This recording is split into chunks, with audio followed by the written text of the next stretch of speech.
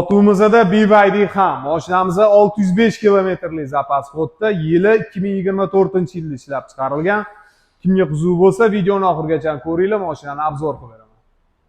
O'tganimdek, mashina 2024-yilda ishlab chiqarilgan, почти yengida, kraskalari top-toza, balonlari ham zo'r holatda turibdi. Bezключевой достуp, bagajlari elektronniy, haqiqiy zamonaviy mashina. Mashina o'qli ekan. Raketadek uchadi. Salon ko'rinishlari ham akkuratniy bo'lib turibdi.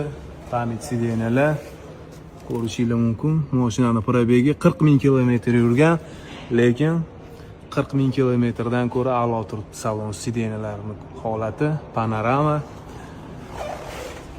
Bu mashinada masaj bor.